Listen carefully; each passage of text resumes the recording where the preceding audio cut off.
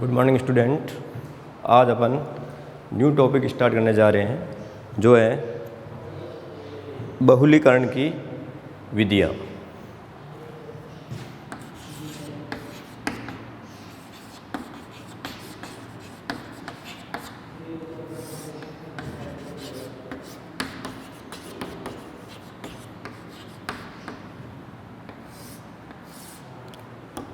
Method of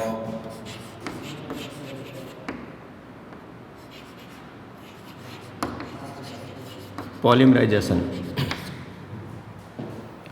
बहुलीकरण की प्रमुख दो विधियां हैं। फर्स्ट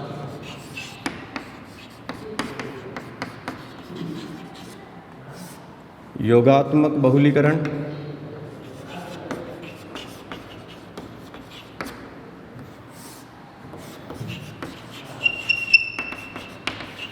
एडिशन पॉलीमराइजेशन,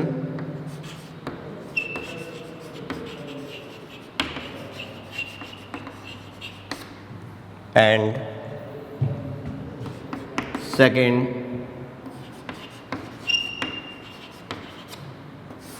संघनन बहुलीकरण,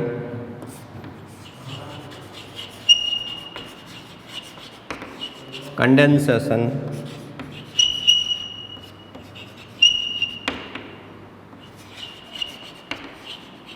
पॉलीमराइजेशन।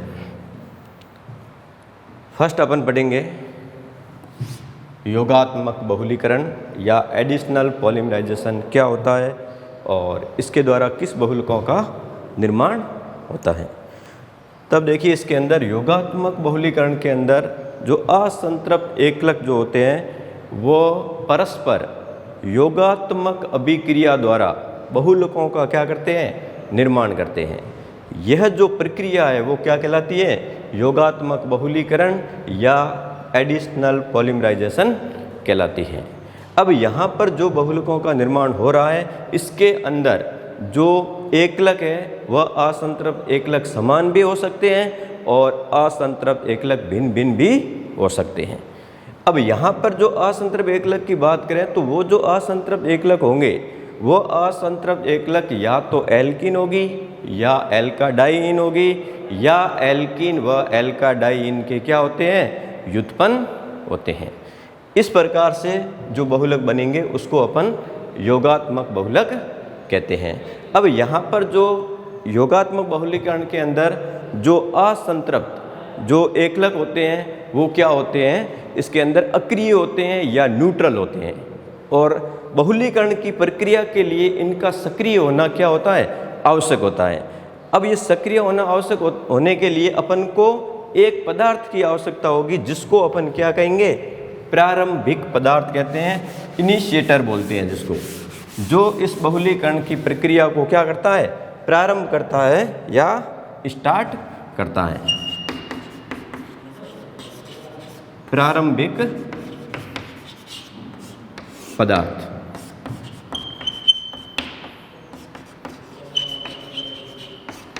इनिशिएटर बोलते हैं।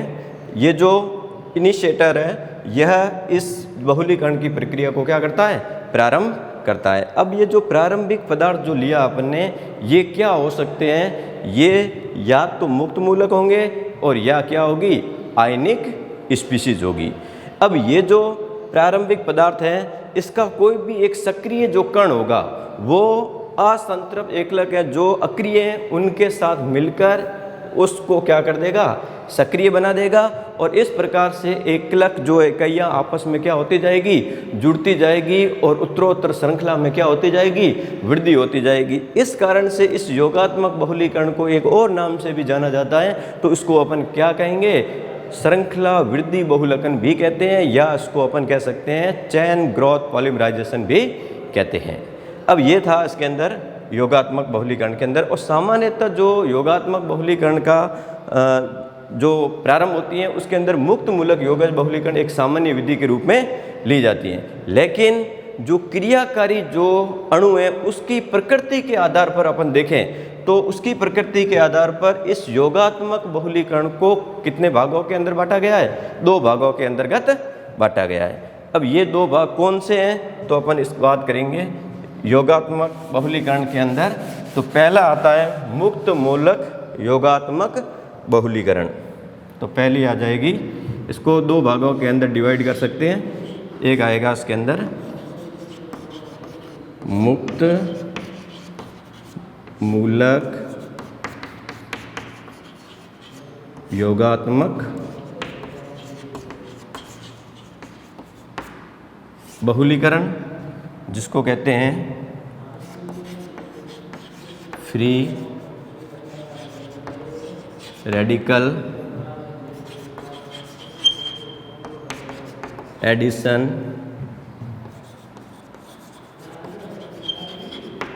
पॉलीमराइजेशन। एंड जो सेकंड जो उसको है अपन पढ़ेंगे वो आती है आयनिक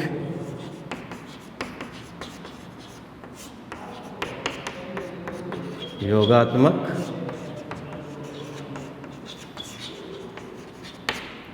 बहुलीकरण। ये दोनों जो वर्गीकरण है क्रियाकारी अणु की प्रकृति के ऊपर ये डिपेंड करते हैं।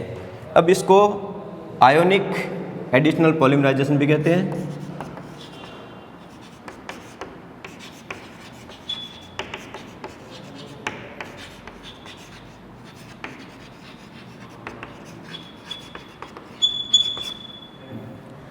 अब ये जो दोनों अपन बहुलीकरण की जो भाग पढ़े हैं, मुक्त मूलक योगात्मक बहुलीकरण और आयनिक योगात्मक बहुलीकरण, ये दोनों जो विधियां हैं वो इसके लिए ये दोनों जो है वो 3 पदों के अंदर संपन्न होती हैं। अब ये 3 पद कौन से आते हैं? एक पहला आता है इसके अंदर श्रृंखला प्रारंभन पद, या जिसको श्रृंखला प्रारंभिक पद कहते हैं, जिसको अपन बोल सकते हैं चैन इनिशिएशन। सेकंड जो आता है उसको अपन कहते हैं श्रृंखला संचरण पद, जिसको अपन कहते हैं स्टेप प्रोपेगेशन। एंड थर्ड जो आता है वो आता है इसका अंदर जो श्रृंखला समापन पद, जिसको अपन कहते हैं चैन टर्मिनेशन स्टेप। तो ये 3 जो है पदों के अंदर ये दोनों जो अभिक्रियाएं हैं वो संपन्न होती हैं। अब देखिए अपन पहली अपन लेते हैं मुक्त मूलक योगात्मक बहुलीकरण। इसके आधार पर किन बहुलकों का निर्माण होता है, कैसे होता है, इसके बारे में अपन पढ़ते हैं।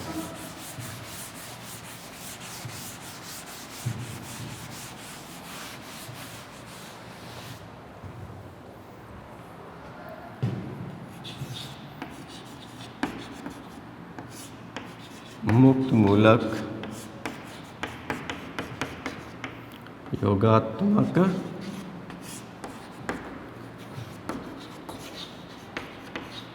बहुलीकरण। यह जो बहुलीकरण की प्रक्रिया है वो 3 पदों के अंदर संपन्न होती है। स्टेप फर्स्ट,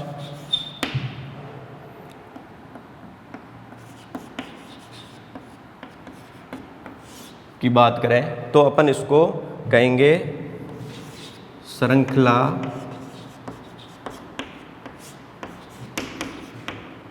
प्रारंभिक पद, या उसको अपन बोलते हैं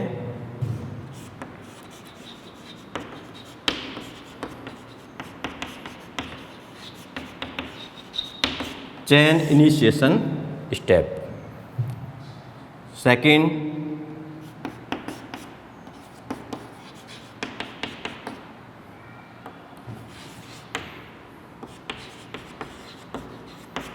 श्रृंखला संचरण पद,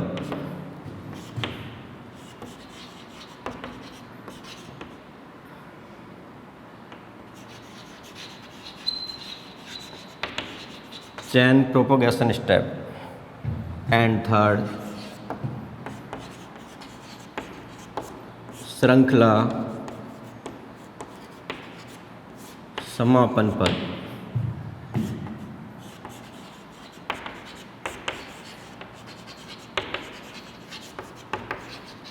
चैन टर्मिनेशन स्टेप। तो यह मुक्त मूलक योगात्मक अभिक्रिया जो बहुलीकरण जो की प्रक्रिया है, यह 3 पदों के अंदर संपन्न होती है। तो अपन सबसे पहले अपन लेते हैं श्रृंखला प्रारंभक पद या चैन जो है इनिशिएशन स्टेप कहते हैं। इसके अंदर क्या होता है कि इसके अंदर जो अपन प्रारंभिक पदार्थ लेते हैं, वे प्रारंभिक जो पदार्थ है वे या तो सूर्य के प्रकाश की उपस्थिति में या ताप के द्वारा वो अपघटित होकर मुक्त मूलकों का क्या करते हैं, निर्माण करते हैं। और ये जो मुक्त मूलक है वो फिर एकलक के साथ जुड़कर बड़े मुक्त मूलक का क्या करता है, निर्माण करता है। अब यहाँ पर इसको पढ़ने से पहले मैं एक एग्जाम्पल के रूप में अपन लेके फिर इसको पढ़ेंगे। तो यहाँ पर जो है अपन एक एग्जाम्पल लेते हैं LDP का, एग्जाम्पल फॉर LDP, जिसको कहते हैं लो डेंसिटी पॉलीथीन या कहते हैं निम्न घनत्व polythene.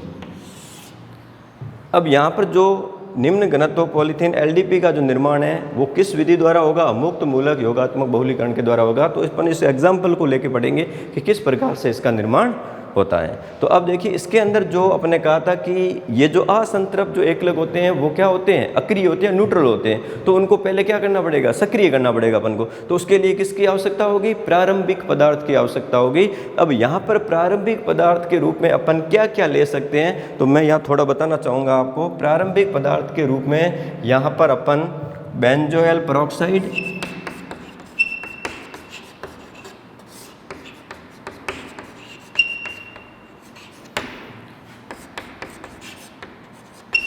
Acetyl peroxide and third है तृतीयक ब्यूटिल पेरोक्साइड। ये जो बेंजोल पेरोक्साइड, एसिटिल पेरोक्साइड और तृतीयक ब्यूटिल पेरोक्साइड जो है अपन प्रारंभिक पदार्थ के रूप में प्रयुक्त कर सकते हैं इस मुक्त मूलक योगात्मक बहुलीकरण के जो फर्स्ट स्टेप के अंदर। अब अपन यहाँ पर इस LDP के निर्माण के अंदर जो प्रथम फर्स्ट स्टेप जो है इसके अंदर अपन इसकी जो रिएक्शन लेते हैं कि पॉलीथीन का निर्माण कैसे होता है LDP का। तो यहाँ पर पहले मैं रिएक्शन लिख लेता हूँ और फिर अपन आगे बढ़ते हैं। तो इसके अंदर एकलक इकाई जो होती है अपनी वो CH2 double bond CH2 ethene के अपन N अणु लेकर इसका जब अपन बहुलीकरण कराएंगे तो यहाँ पर अपन लेंगे बेंजोइल पेरोक्साइड की उपस्थिति, C6H5C double bond O C double bond O and C6H5, इसको कहते हैं बेंजोइल पेरोक्साइड।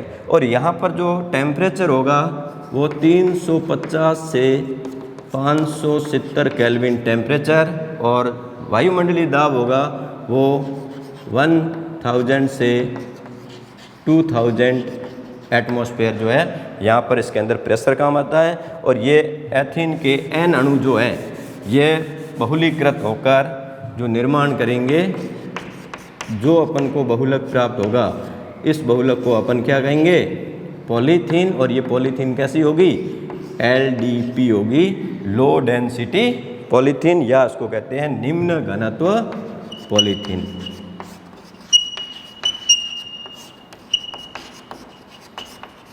अब अपन ने इसकी रिएक्शन ली कि LDP का निर्माण इस मैकेनिज्म के द्वारा हो रहा है। अब इसके अंदर ये जो अभिक्रिया है ये कैसे बना, इसकी अपन मैकेनिज्म पढ़ेंगे, क्रियाविधि पढ़ेंगे। और वो क्रियाविधि किसके ऊपर डिपेंड है, मुक्त मूलक योगात्मक बहुलीकरण के ऊपर डिपेंड करती है। अब देखिए अपन इसकी मैकेनिज्म लेते हैं। ये रिएक्शन हो गई, अब देखिए आगे।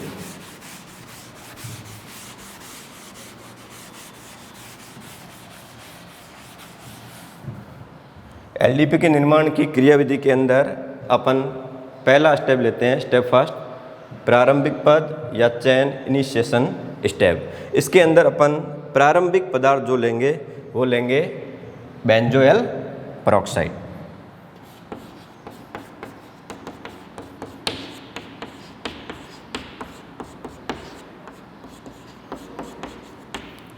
ये है बेंजोइल पेरोक्साइड।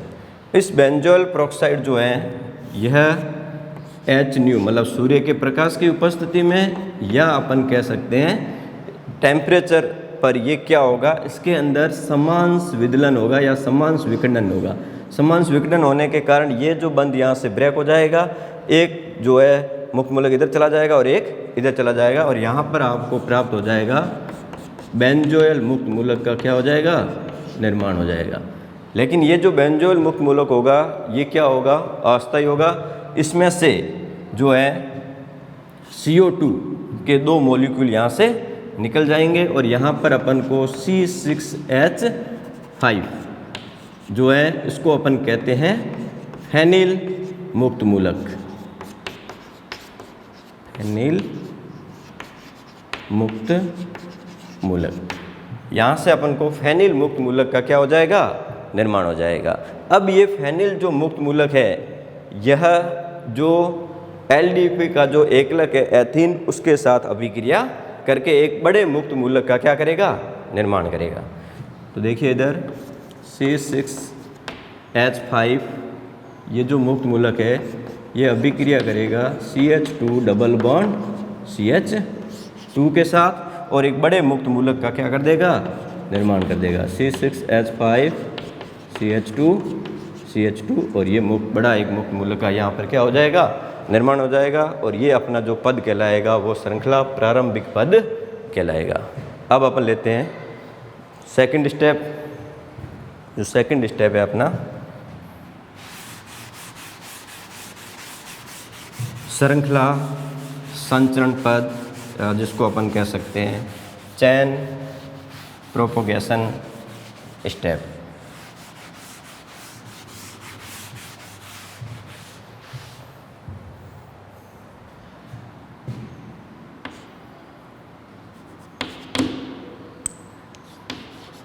स्टेप सेकेंड,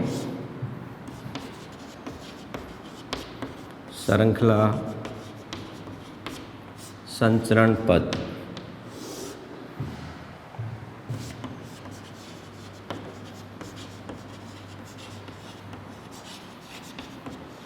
चैन प्रोपोगेशन स्टेप। अब देखिए इसके अंदर जो श्रृंखला प्रारंभिक पद के अंदर जो बड़ा मुक्त मूलक बना है उसके साथ में अब एथीन के एकलक अणु और जुड़कर जो है एक बड़े मुक्त मूलक या बढ़ती हुई मुक्त मूलक श्रृंखला का क्या करेंगे, निर्माण करेंगे। अब इसके अंदर देखिए अपन जो अपना पहले वाला मुक्त मूलक ये है, यह अभिक्रिया करेगा। यहाँ पर अपन डायरेक्ट ही जो है NCH2 डबल बॉन्ड CH2 ले सकते हैं, क्योंकि बार बार लेंगे तो स्टेप बढ़ते जाएंगे, लेकिन यहाँ पर डायरेक्ट ही अपन N अणु लेकर इसकी अभिक्रिया कराएंगे। तो यहाँ बन जाएगा C6H5 CH2 एंड ये CH2, यहाँ पर ये मुक्त मूलक आ जाएगा। और ये जो अपना है पूरा यहाँ पर इस ब्रैकेट से अपन इसको क्या लिख लेंगे, N लिख लेंगे। तो इस प्रकार से यहाँ पर बढ़ती हुई मुक्त मूलक युक्त जो श्रृंखला है अपन को प्राप्त होगी, और ये जो पद कहलाएगा वो अपना क्या कहलाएगा, श्रृंखला संचरण पद कहलाता है। अब अपना थर्ड जो स्टेप आता है वो आता है श्रृंखला समापन पद।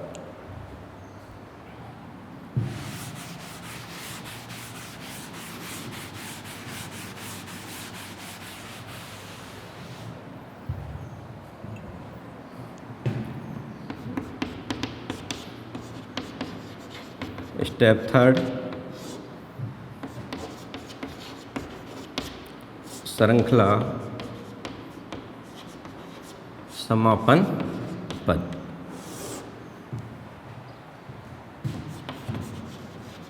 चैन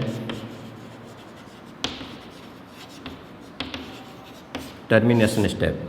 अब यहाँ पर देखिए श्रृंखला का जो समापन है वो कब होगा, जब उसके अंदर जो बढ़ती हुई मुक्त मूलक युक्त श्रृंखला है उसके अंदर जब एकलक अणु क्या हो जाएंगे, समाप्त हो जाएंगे। और एकलक अणु जब समाप्त हो जाएंगे तब बढ़ती हुई मुक्त मूलक जो है आपस में जो सहयोग करके एक उदासीन अणु या बहुलक का क्या कर देगी, निर्माण कर देगी। अब यहाँ पर ये जो सर या तो मुक्त मूलक आपस में जुड़कर इसका उदासीन अणु बनाकर इसका समापन कर देगी, या अपन किसी बाह्य या बाहरी तत्वों के द्वारा भी इस श्रृंखला का समापन यहाँ पर कर सकते हैं। अब यहाँ पर जो है मुक्त मूलक योगात्मक बहुलीकरण के अंदर जो श्रृंखला का समापन है वो 4 प्रकार से होता है। कितने प्रकार से होता है? 4 प्रकार से। तो पूछा जाए कि मुक्त मूलक योगात्मक बहुलीकरण के अंदर जो श्रृंखला समापन है कितने पदों के अंदर किया जा सकता है, कितने जो है किसके द्वारा किया जा सकता है? तो 4 स्टेप है जो 4 पदों के द्वारा अपन इसमें इसका समापन कर सकते हैं। तो एक बार मैं यहाँ बताना चाहूँगा, तो सबसे पहला आता है इसके अंदर युग्मन।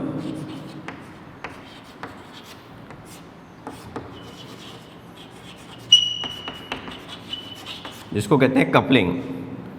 सेकंड जो आता है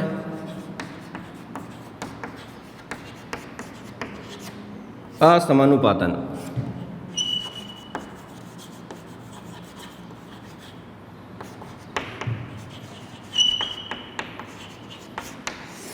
डिस्प्रपोर्शनेशन, असमानुपातन। एंड थर्ड श्रृंखला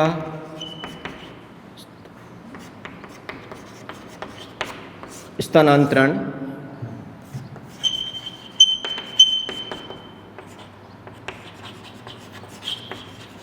चैन ट्रांसफर। And for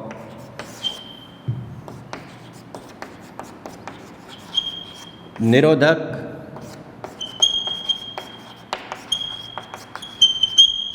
inhibitors. इन 4 के द्वारा श्रृंखला का अपन समापन कर सकते हैं। तब अपन पहला लेते हैं युग्मन, या जिसको अपन कहते हैं कपलिंग। कपलिंग के द्वारा श्रृंखला का समापन कैसे होता है? तब देखिए इसके अंदर जो थर्ड स्टेप के अंदर अपनी बढ़ती हुई जो मुक्त मूलक श्रृंखला को अपन लेते हैं।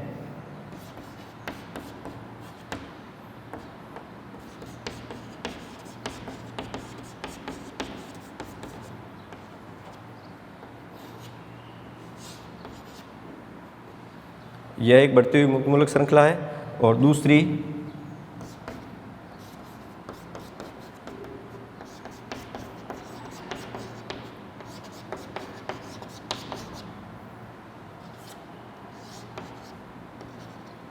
ये 2 बढ़ती हुई मुक्त मूलक श्रृंखलाएं जब आपस में ये मुक्त मूलक और ये मुक्त मूलक आपस में जुड़कर बंध बना देंगे तो इस प्रकार से जो समापन होगा वो क्या कहलाएगा? युग्मन के द्वारा इसका समापन हो जाएगा। अब देखो ये बन जाएगा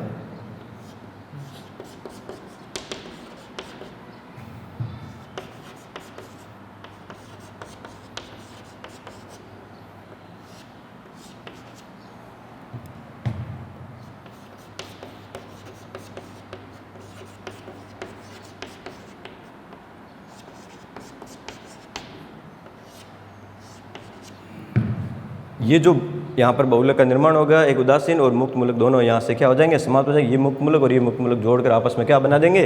बंध बना देंगे। और यहाँ पर इसका क्या हो जाएगा? उदासीन बहुलक का निर्माण हो जाएगा। तो ये समापन किसके द्वारा हुआ? युग्मन के द्वारा यहाँ पर समापन हो रहा है। अब सेकंड जो अपन लेते हैं असमानुपातन।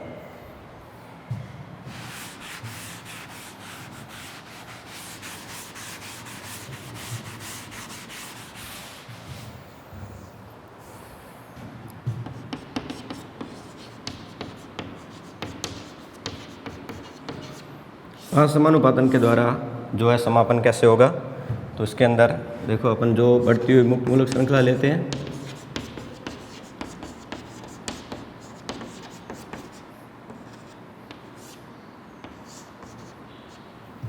प्लस दूसरी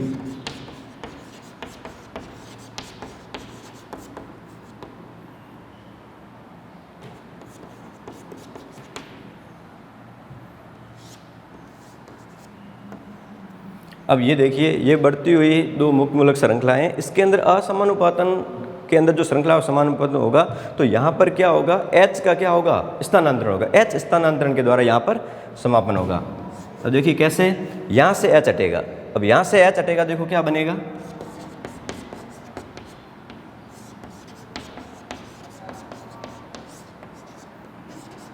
यहाँ से H हटा, पीछे क्या बचा? CH। और इसके बीच में क्या आ जाएगा? डबल बॉन्ड आ जाएगा। एक यह यौगिक बन गया, प्लस दूसरा ये H यहाँ से हटा, इसके साथ जुड़ जाएगा।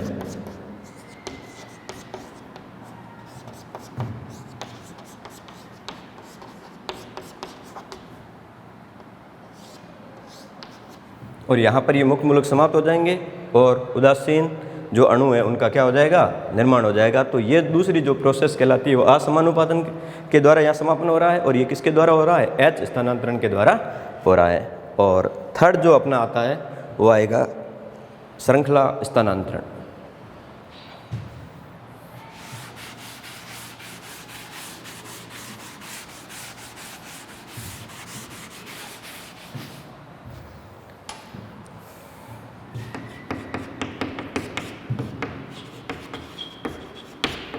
श्रृंखला स्थानांतरण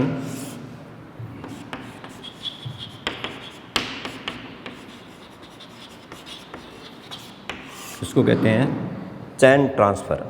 इसके द्वारा जो समापन कैसे होता है, तो पहले अपने इसकी रिएक्शन को देखते हैं।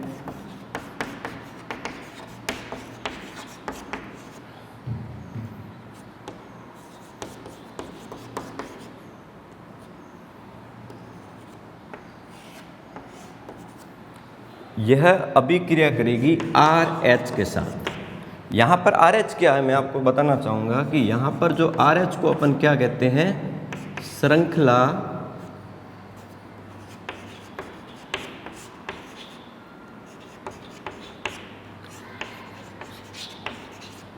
अंतरण कर्मक,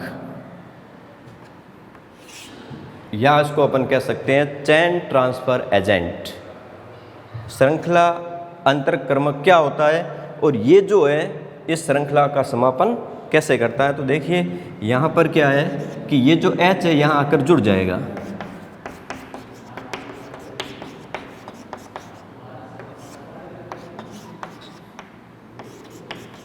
ये CH3 हो जाएगा और मुक्त मूलक R पर चला जाएगा और यहाँ पर श्रृंखला का क्या हो जाएगा, समापन हो जाएगा। तो यहाँ पर जो यह जो श्रृंखला अंतरक्रमक जो है, यह जो प्रारंभिक पदार्थ भी हो सकता है, एकलक भी हो सकता है अथवा विलायक भी हो सकता है। लेकिन अपन जानते हैं कि बहुलीकरण की जो प्रक्रिया है, इस बहुलीकरण की प्रक्रिया के अंदर जो है जैसे प्रारंभ होगी तो उसके अंदर जो एकलक अणु है उनकी सांद्रता क्या होती जाएगी, कम होती जाएगी। और दूसरा अपन कह सकते हैं कि यहाँ पर जो अपन प्रारंभिक पदार्थ ले रहे हैं, ये प्रारंभिक पदार्थ का अनुपात भी क्या ले रहे हैं, कम ले रहे हैं। तो इसका मतलब ये है कि जब श्रृंखला स्थानांतरण के द्वारा जब भी समापन होगा तो वो किसके ऊपर डिपेंड करेगा, हमेशा विलायक के ऊपर ही डिपेंड करेगा। ये चीज़ आपको यहाँ पर ध्यान रखनी है कि श्रृंखला स्थानांतरण के द्वारा जब भी श्रृंखला का समापन हो रहा है तो वो किसके ऊपर डिपेंड करेगा, विलायक के ऊपर डिपेंड करता है।